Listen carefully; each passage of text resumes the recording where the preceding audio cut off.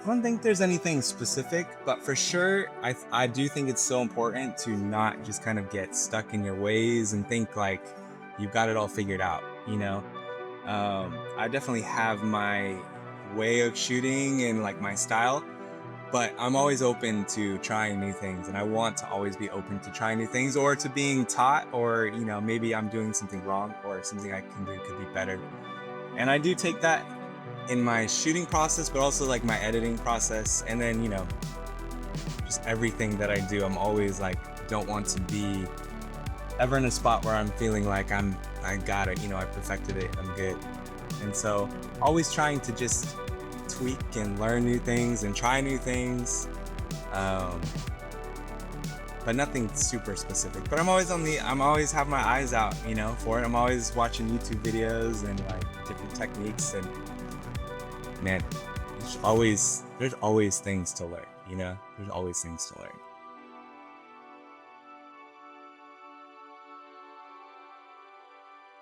I'm just constantly in a state of like thinking about it, and at least in a little bit.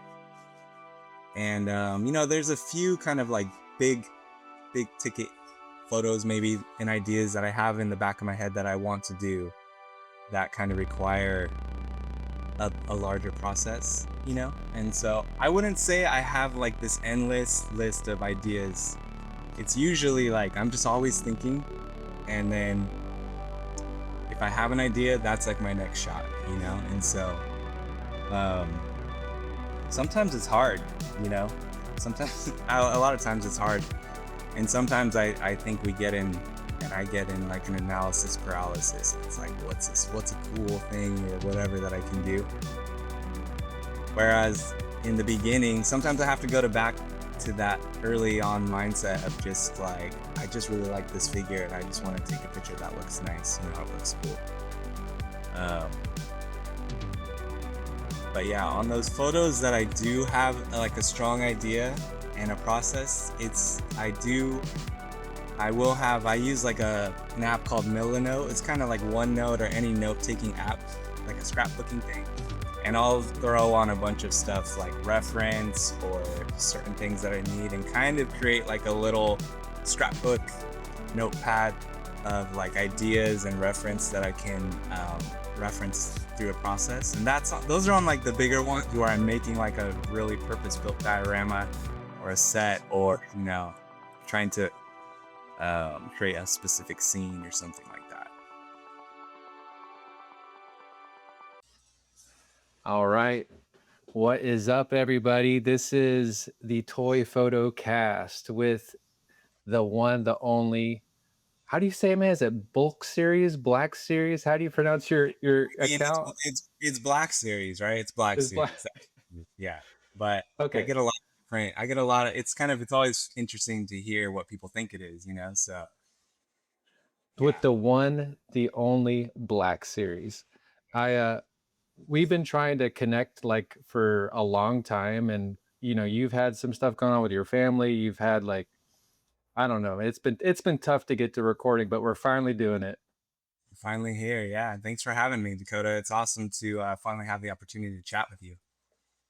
Yeah, man, I'm grateful, man. I really am. So let's kick it off with the first question is, how long have you been doing toy photography, and what was the thing that like first drew you into it? So I've been doing it now for, it's like 10 years, a little bit over 10 years. I've shared the story a couple times before, but I mean, what really got me started was The Force Awakens when Mm. it came out. So, that came out like about 10 years ago.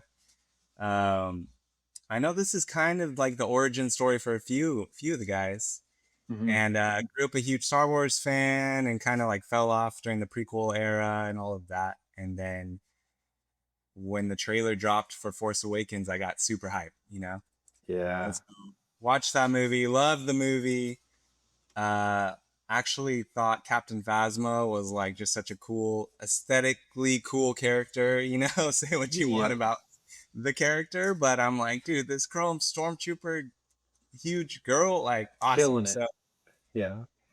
long story short, I wanted a action figure. I just was like searching, and at that time, um, Captain Phasma was really hard to get. apparently. And so it took me forever to get her. And when I got her, I was like so excited, so stoked. Like, took a picture and posted it on my Instagram to like, what is this? What are you doing to on my personal? And so, All your family and friends were like, "What are you doing?" yeah, pretty much like cool. Yeah, Yeah. toys. Um, but I think, I found the hashtag, came across like Star Wars at Star Wars the Black Series Matt's page, and just kind of stumbled across this little Mm. community of other collectors and toy photographers.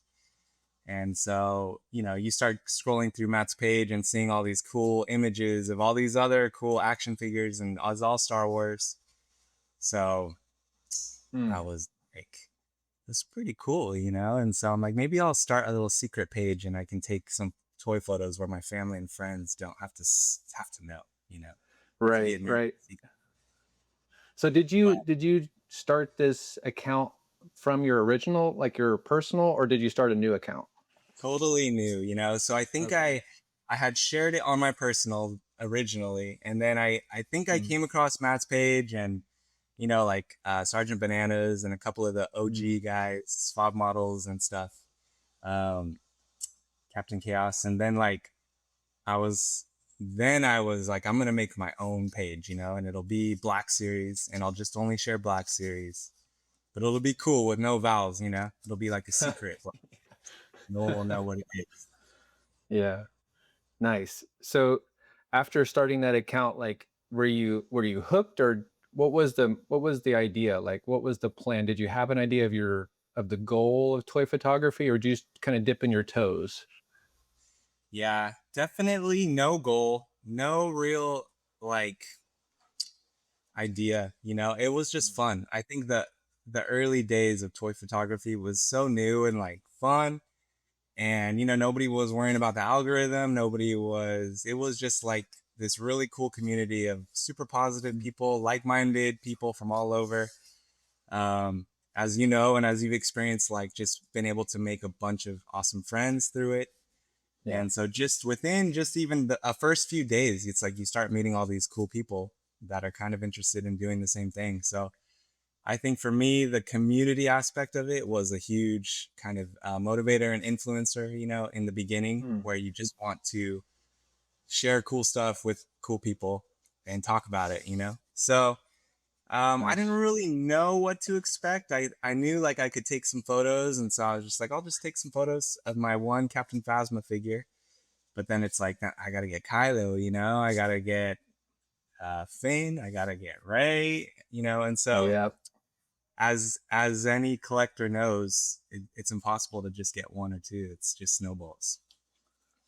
So you've been doing toy photography now for, you said, 10 years. Yeah. Like looking back on that like journey, like how have you kept the passion going for toy photography? Is it like something that you're still excited about doing, or like I know that you've done, and we'll get into this as we go on, but like what is something that keeps you motivated to keep taking pictures? Yeah. I think for sure it's like the creative outlet, right? Like being kind of a creative person, or just um wanting to just create. It's like you Mm. need just it's so fun and feels so good and so rewarding to like get it out of your head, kind of, as anyone knows who Mm. likes to create. And so that's part of it. The community part of it was, I think, probably still and was the biggest motivator, where I just love sharing like kind of my art with others that appreciate it. And so, especially in the early days, again, it was just that community of like, let's check out this guy's photo, this photo, this photo, let me share my photo. And everyone's just like sharing and interacting. And so that was really motivating for me. And then, yeah, it's been 10 years. So it's obviously shifted around, and it's become a little more challenging, and life gets busy and stuff. But still, I think I just kind of have that desire to create, and I just need to do it. So it's Yeah. fun and it's rewarding. Nice. So what do you think that's like changed the most as you've done this in the last 10 years? Like, Do you feel like you're, of course, you get better as you do it, but like, what do you feel like the thing that maybe is the most drastic difference from when you started day one to like where you are right now? Yeah, I think probably my probably kind of like my just attention to detail and like my attention to the process, and wanting to kind of like craft something really, I don't want to say perfect, but I want to like craft the whole thing and make it as Yeah. nice as possible. I think in the beginning, um I guess the goal all along is just to kind of like create a cool image or create something cool. In the Yeah. beginning, it's like, set them down in the backyard, throw some dirt at it, edit it in a cool way, and it's like, looks cool. Yeah. Whereas as I've kind of grown and progressed, it's been more of like, how can I like craft a piece of art? I mean, that's the goal, is to kind of like craft art. I'm not saying that it is art No, necessarily, it definitely is.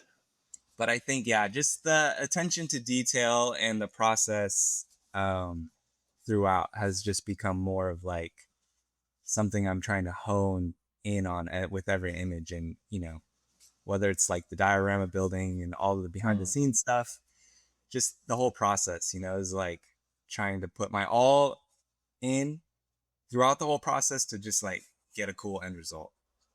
Yeah. Yeah, because I remember that I don't know if it was the first time that you made a diorama for your photo, but I specifically remember when you started doing that and like you were documenting your whole process from like start to finish.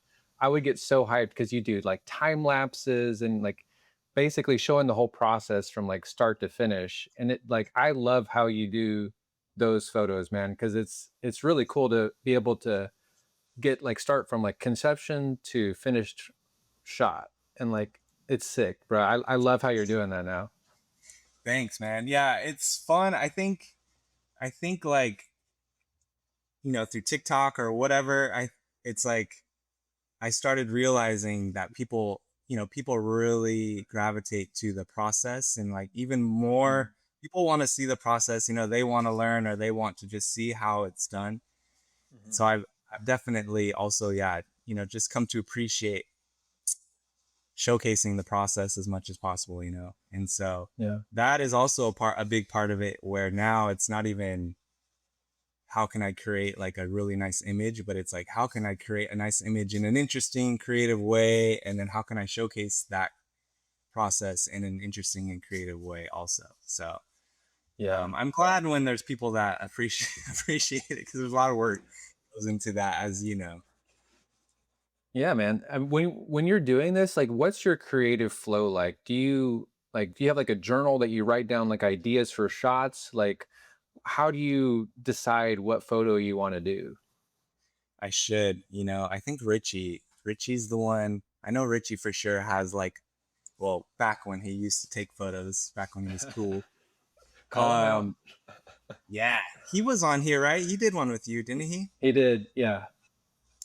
I know he had like a notebook with ideas, and so I don't necessarily have that. I think another thing I got from Richie, and I've kind of realized, is like I'm just constantly in a state of like thinking about it, in at least in a Mm. little bit.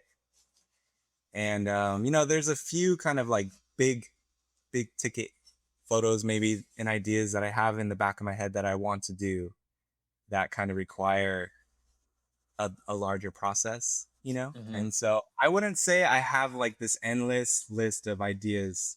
It's usually like I'm just always thinking, and then if I have an idea, that's like my next shot. And so Yeah. um Okay.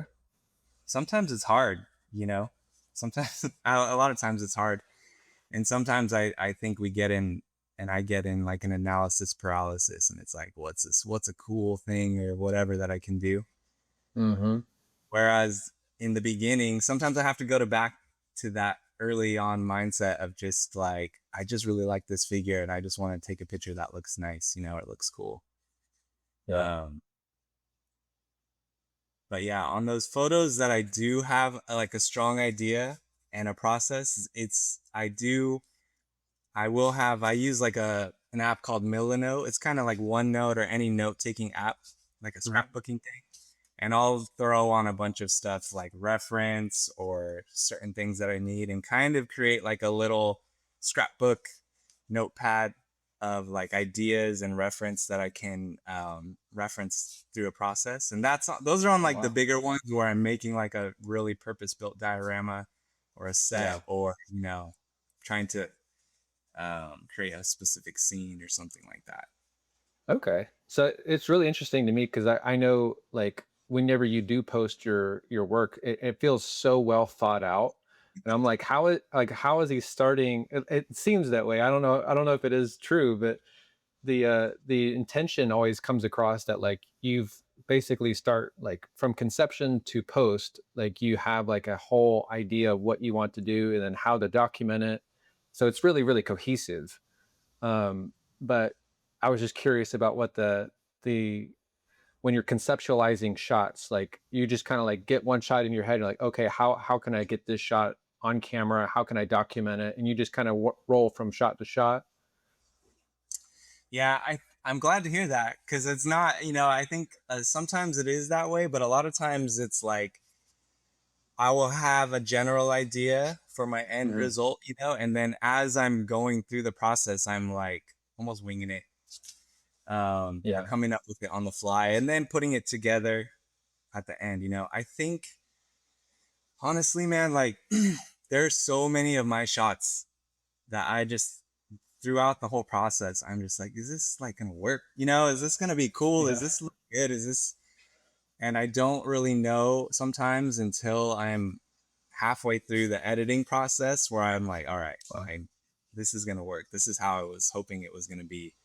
Okay. Um, but there are times where certain shots of mine that I feel very strongly about and I have a really strong vision for, Yeah. um those it's more of like a plan. And I think it is such a good thing to go in with a plan. And a lot of my like professional work or like product photography Hmm.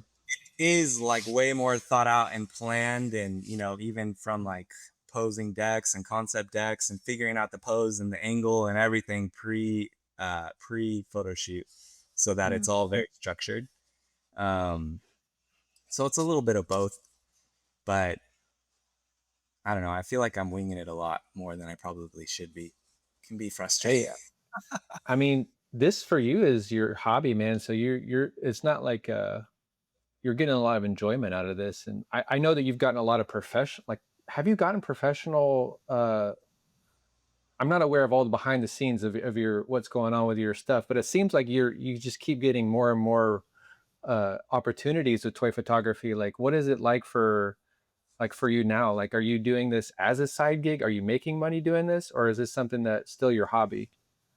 I have been super fortunate to be able to like, yeah, I wouldn't say it's like a full side gig, but for sure in the last kind of year, couple of years, I've had a growing amount of opportunity of like paid opportunity, which has been really awesome. Obviously Wow. helps out a lot. Yeah. But all in all, like I still do consider it a hobby. I think like um the paid opportunities and the professional opportunities are like amazing, but that's not really why I do it. I think Yeah. it's just more of that creative outlet for me. Mm. Uh, but yeah, I mean, it's been kind of crazy to get the opportunities, and it's like it's not something I take for granted. And I definitely know that, especially the way the industry is now, it's like every opportunity that I get is like it's cool. I appreciate it a lot, and so I know it might not always be there, but um, So it's a great thing to have. with your professional work, like, is there somebody that's like a pinch me moment? Like, who have you worked with? You're like, I cannot believe I'm doing this. Um, well, I mean, for sure, in the very beginning, early on, I think Yeah. with Hasbro, there were some opportunities to work with like a Star Wars and Hasbro and doing like official Star Wars, like when they started their Hasbro toy pick. And it's Oh like yeah, yeah. so. I've had probably better and bigger opportunities since then, but man, when from the first day of like just getting a Captain Phasma figure to like I'm doing like an official Star Wars like Hasbro post, like this is the coolest thing Yeah, ever. How can you, and there were other photographers involved and other photographers around, and so just to be one of like the chosen at that time was yeah, kind of like was definitely a pinch me moment and like something.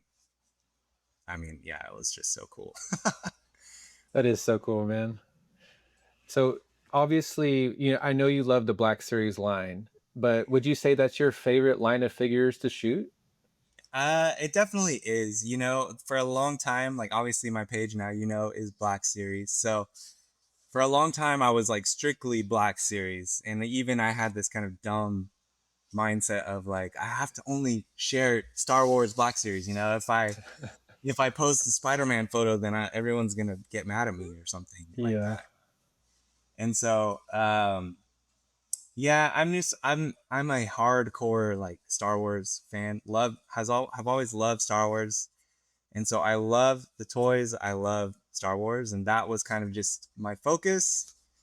Mm. Um, and so that is still a big thing that I focus on and a big part of my collection. Obviously, I've expanded to like Marvel Legends and then even the figure arts and a lot of the other anime stuff, so it has spread, but Mm.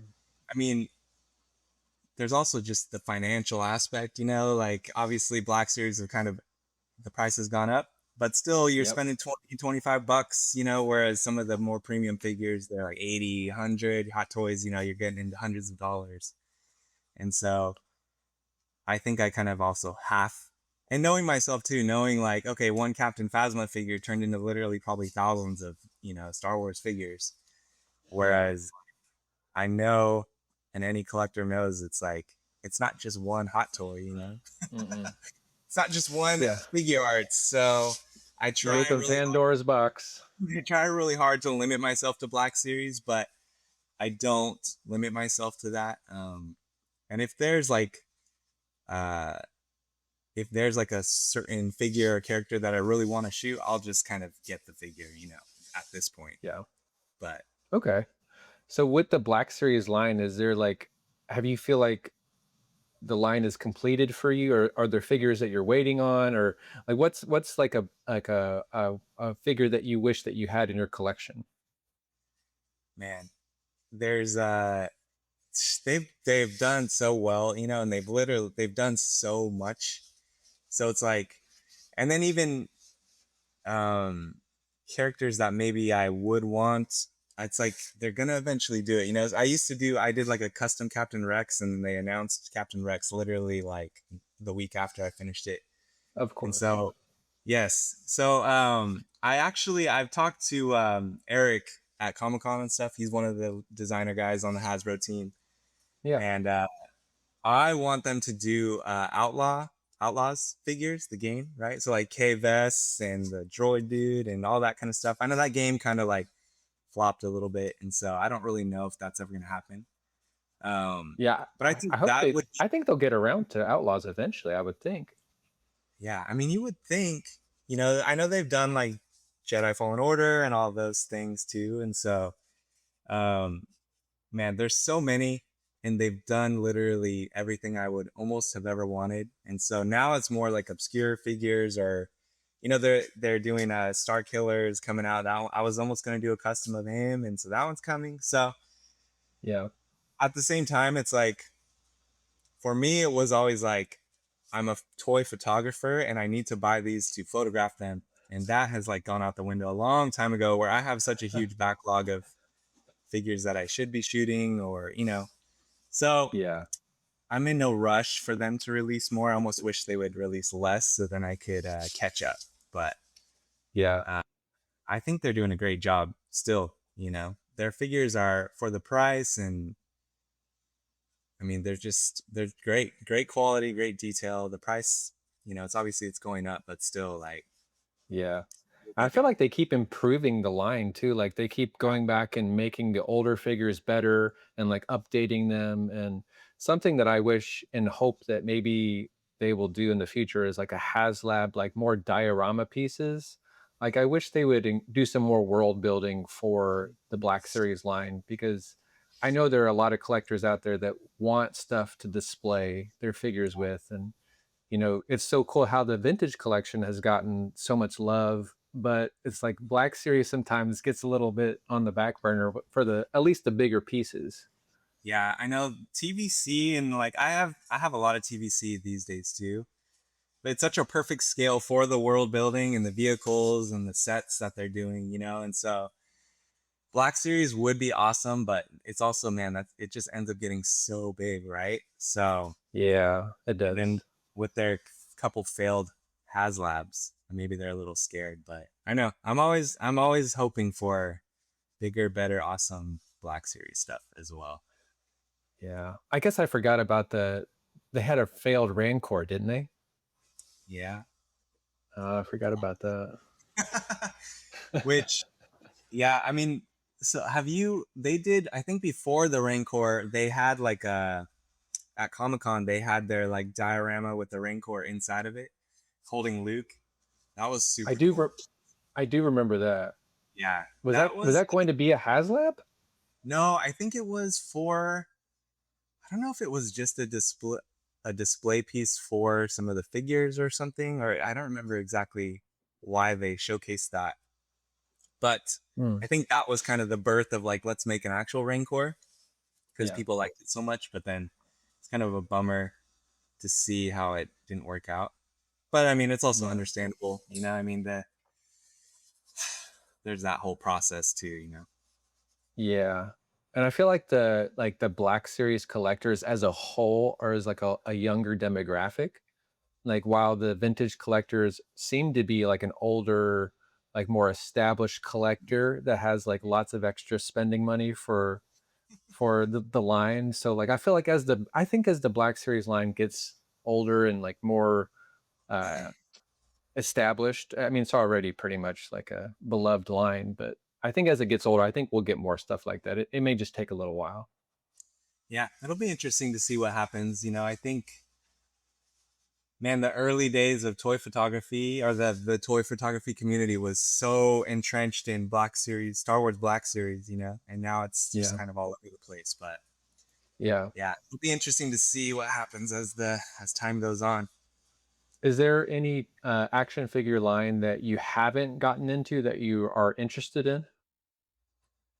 I don't know. I don't know about that. I mean, I maybe like no. I mean, I kind of have a little bit of everything, or like have at least messed with it. Mm, Um, I think probably besides uh the Hasbro stuff, it would just be like the Tamashi and Figure Arts. I'm getting more and more of those, but obviously, like that would kind of be the next step up for me, is just getting those figures. And so, yeah. and they are also, I mean, just on some of their anime figures, their My Hero figure line, that line is amazing. I mean, It's incredible. it's Yeah. amazing. I don't have any of the My Hero figure arts, but I kind of want them all. So since you're out in Japan, you can buy them to me. Do you? I I mean, you definitely. must. You collect any of that stuff? No, what the funny thing is like since I've been in Japan, like I haven't really had a budget to be able to collect. So like like long story short is like we moved to Japan to study Japanese and kind of like restart like our life. And so I haven't had a budget for it. But don't get me wrong, I go out and look at them all the time. Like I'll go to like we have a Tamashi Nations shop in Osaka, and I'll go there like once a month and just, Google and like ask my wife, I'm like, "You think it's okay this month?" She's like, "No." But Hey, you need to learn hopefully Japanese I'm hoping first. within the next like year or two I can kind of get back into it. But yeah, it's just the budget's not allowing it right now.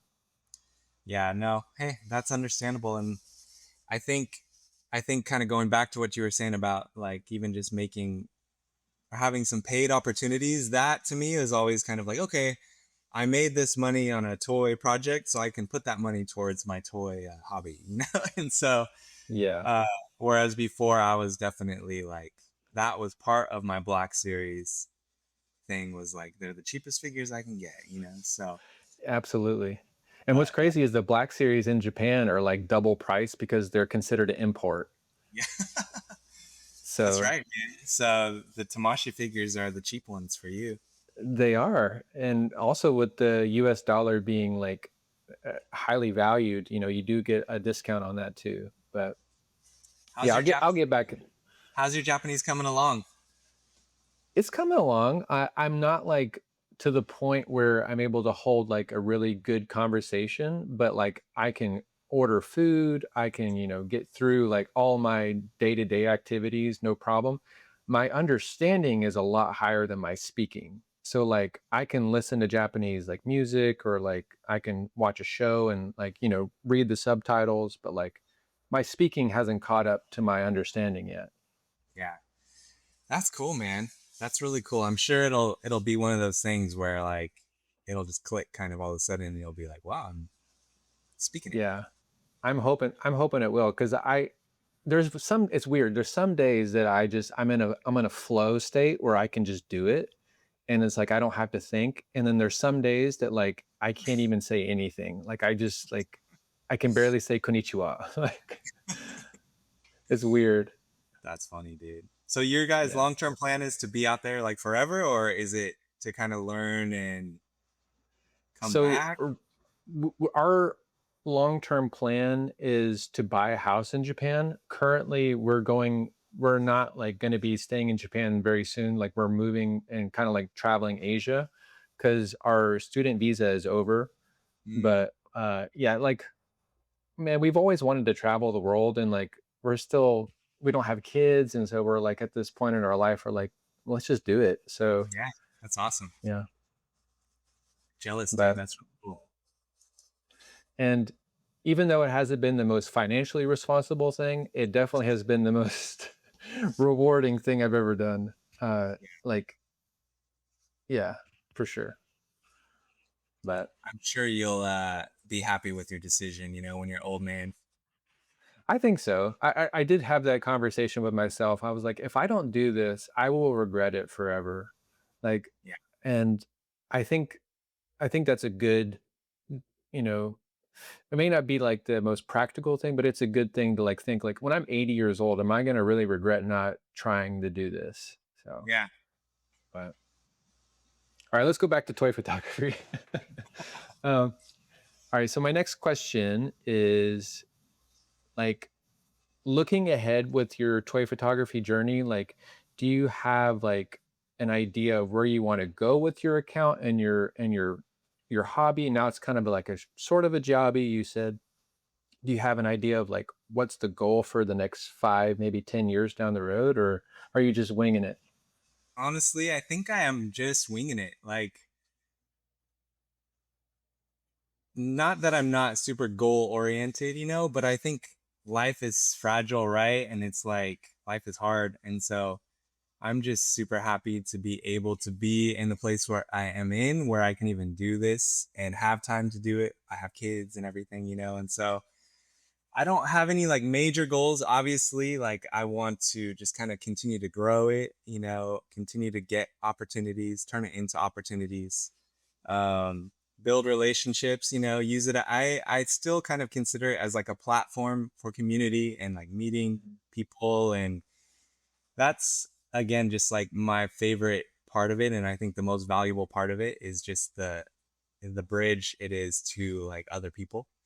And so um no major plans, but you know, I just always want to just continue to build and use it as a platform to push my own abilities and my skills and you know the things that I want to learn how to do. Nice. Is there any like techniques that you really want to learn as a photographer? Or is there anything that maybe that you see other people doing that you want to implement into your stuff?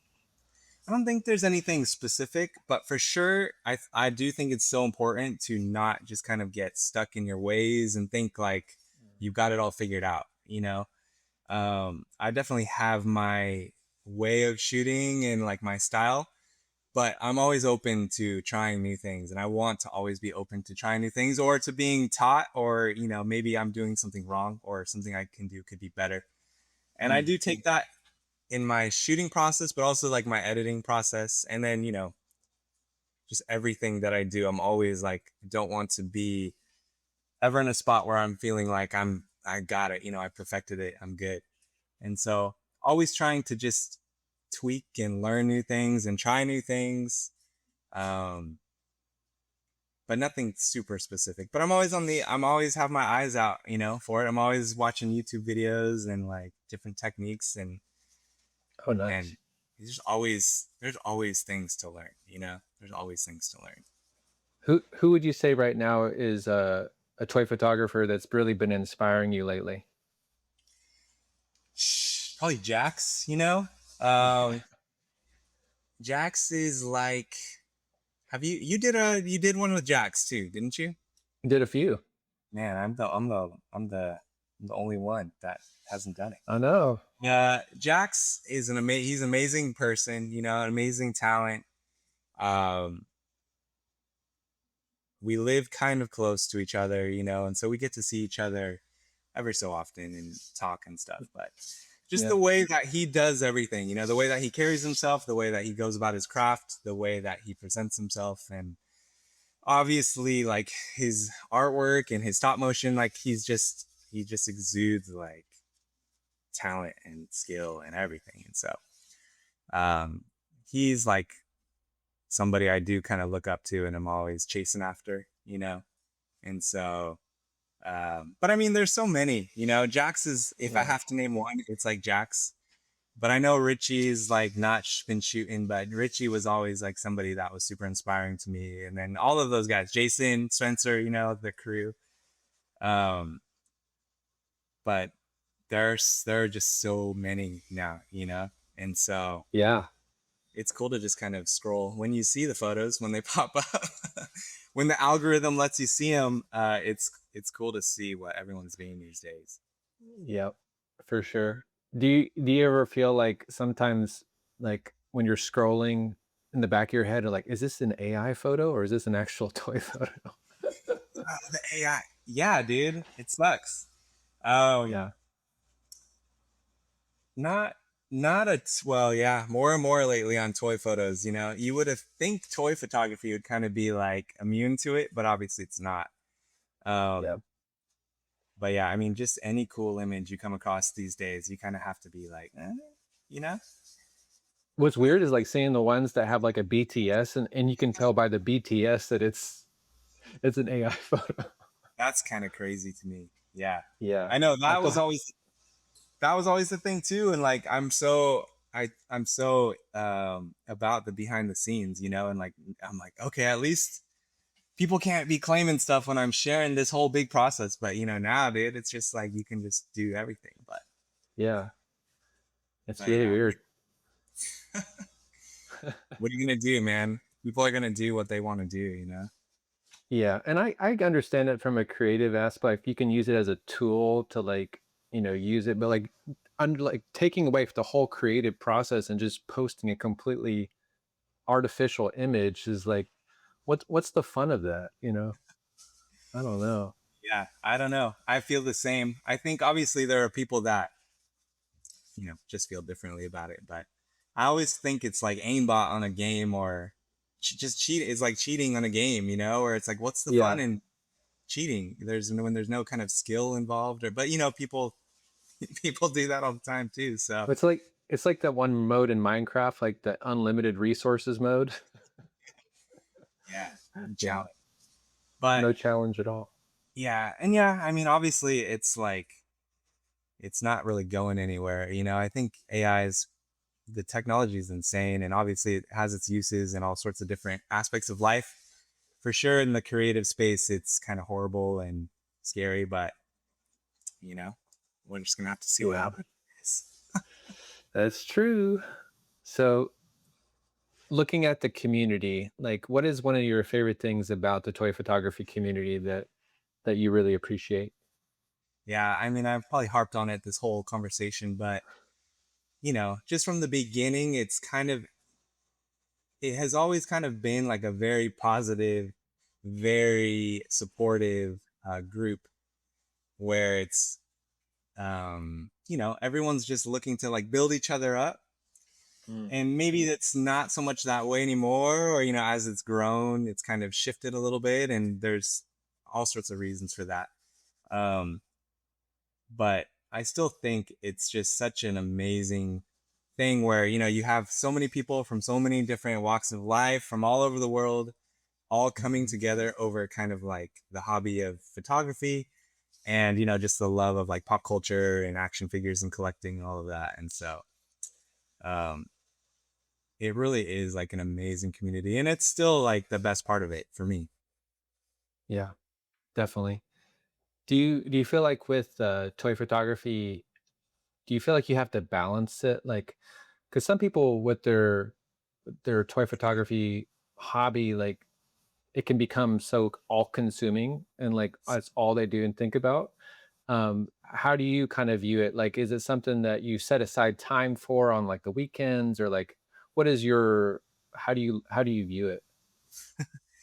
Yeah, I think it can be challenging, and especially when I'm doing like paid work or something like that, it's like finding that work life balance and stuff. And so I I think maybe I'm fortunate that I like to stay up late. So a lot of times, I mean, I'm doing stuff super late at night, free time. Um, but for me, it can be challenging. I think my number one priority is for sure like my family and my kids, and so that's always first, and then second Mm. is like work, and then this is always kind of like third, fourth, fifth, and so I try to do my best to give it time, but also like it's not going to like trump, hanging out with my kids or doing something like that. And so sometimes it can be a challenge. Um, Yeah.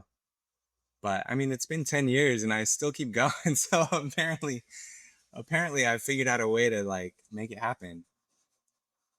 So when you're doing a toy photo, does it like how would you say much time you spend on a shot or like a post? Like you've got one post you just did recently. I think you shot today. I think you posted something today, right?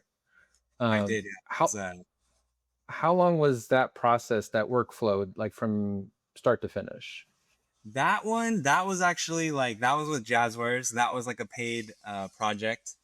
So that Yeah. one is because that one was a paid project. It was a pretty long process where you're kind of going through concepts and getting approvals Mhm. pre shoot, and then there's the planning, the building, the shooting, the editing. And so that was also a series of images. And so I kind of just in one photo for like editing, it can be anywhere from 2 3 hours to like 8 10 12 hours of like editing for one photo. Wow. And for what that post I did today, I think there was 8 photos, and so it's kind of it takes a long time. It can take a long time, and then even with that one, there's props and 3D printing and 3D modeling and painting, and so it Mm. ranges. I mean, a lot of my shots, it just ranges all over the place from if it's just a figure and I go outside, it can be, the shoot itself can be an hour, can be quick. And then the editing is a few hours, getting everything is a few hours. Um, all the way to like weeks, months of like doing little things building up to the final Mm. product. So I know, there's been a couple shots where it's like, they're literally going on in the background for months, and I'm just doing little tiny things towards the final kind of shoot, and then shooting and Wow. editing and stuff. So it's like a huge range. Wow, that's crazy. So that that specific shot you did today, like guesstimation, would you say it took a month, 2 months to kind of start to completion? I mean, that one, it could, I think ideally it probably would, but it's like a couple weeks for Okay. that, from Okay. getting approvals to building the things out and then shooting and editing. And so that's just going with little to no sleep on certain days, and trying to hit deadlines and stuff. So Do you feel like the compensation is worth the amount of effort that you put into the photo? I think so. That's something I probably learned over the years, is to like try to be well compensated, or make it worth it.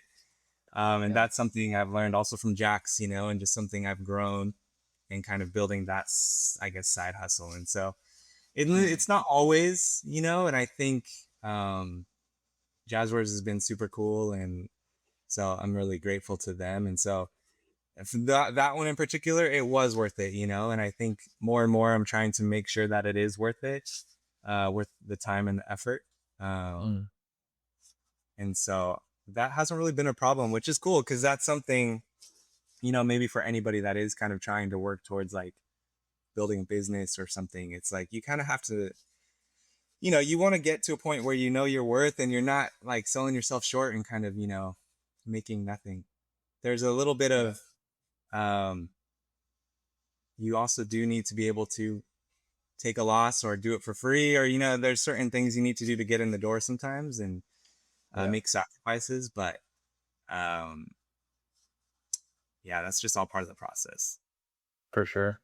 That's interesting. I know like some people that do this freelance, like I'm always curious how they view the process. Like it can be a lot of work, especially since you're doing dioramas and like the hours spent editing and taking the shots and like yeah, it can sometimes take a lot of time out of your life to do this.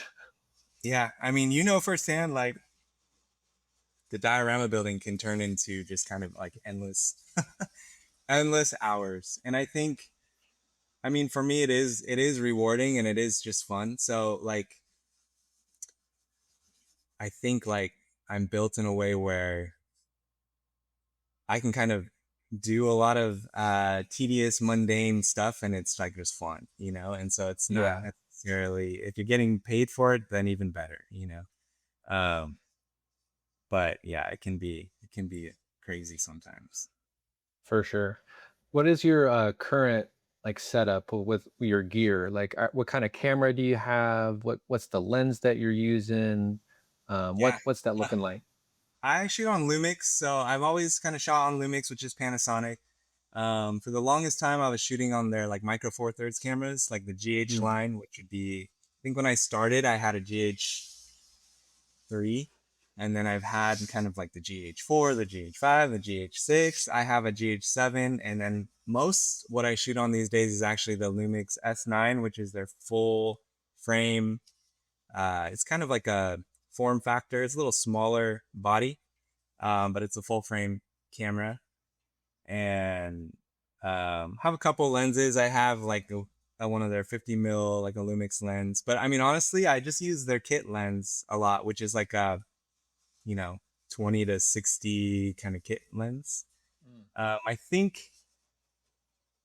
I think with toy photography, it's like you don't necessarily need to have like an amazing expensive lens, and especially the way that I shoot. Most of the time, it's on a tripod. I'm shooting multiple layers and kind of using compositing and using different things in my editing process and stuff. And so you don't need a super fast lens.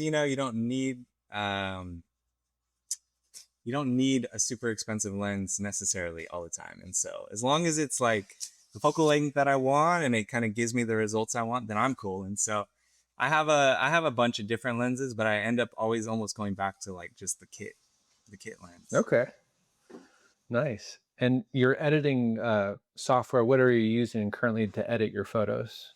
Yeah, I mean, it's like the Adobe suite. So I Okay. usually will do start my process in Lightroom. So shooting raw, bring it into Lightroom, do like color correction and grading a little bit, and then Photoshop. So it's a lot of Photoshop, Mm, some After Effects, but big heavy in like Photoshop is my in when I'm doing all my editing. gotcha. I Which I just mean, go ahead. Sorry. yeah, that's kind of like my favorite part. Is like I've just loved the editing, and I love taking a image that's maybe like not necessarily what you want, and just like messing with it until it gets to what you want it to be, So Nice. love that part of I it. uh I just started the Apple Creator Studio bundle. They just came out with Nice. that, and I'm learning how to use all of their software. So like I was curious, do you feel like the Adobe, like once you get locked into Adobe, you can't leave?